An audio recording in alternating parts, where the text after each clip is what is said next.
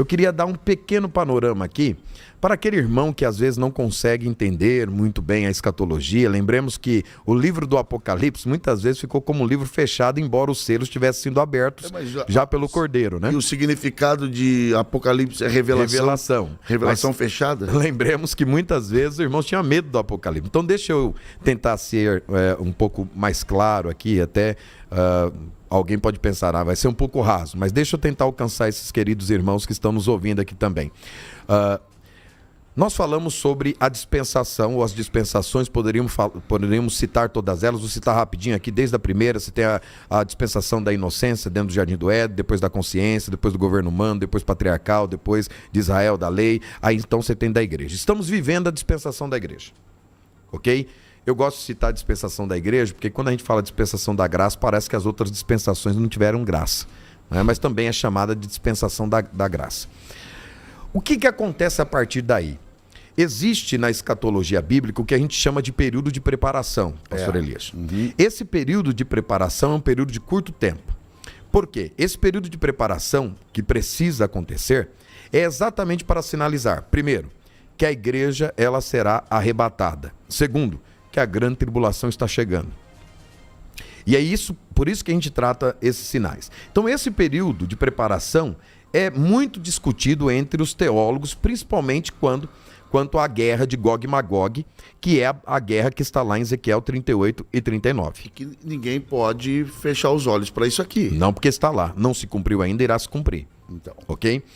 E quando nós olhamos, por exemplo, Ezequiel 39:9, diz que Israel queimará as armas de Gog por 7 anos. Então veja que há uma batalha e novamente aí o número 7. Então, apesar de muitos acreditarem que os 7 anos aqui são simbólicos e aí terão que simbolizar este texto e...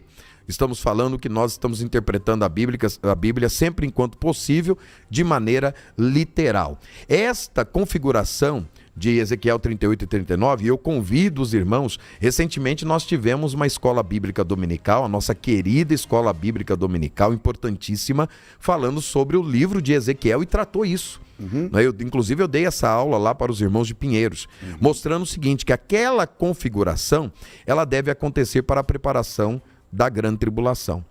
E ali nós temos a guerra vindo do norte, né, startando do norte. Nós temos coparticipação nesta guerra de várias nações, né, que aparecem ali.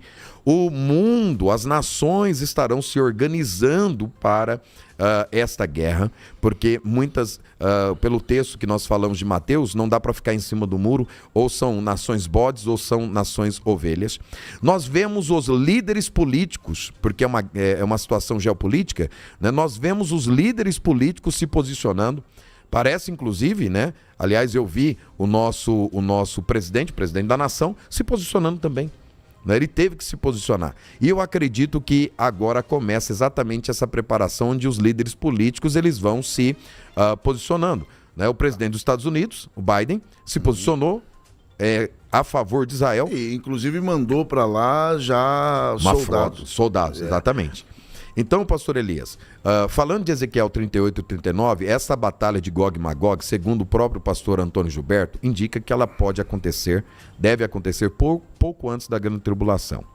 Se assim for, e essa configuração que aí está, Rússia em guerra, chegando lá. Israel em guerra, se assim for, como eu também concordo com o pastor Antônio Gilberto, nem preciso, porque quem é pastor Antônio Gilberto, né?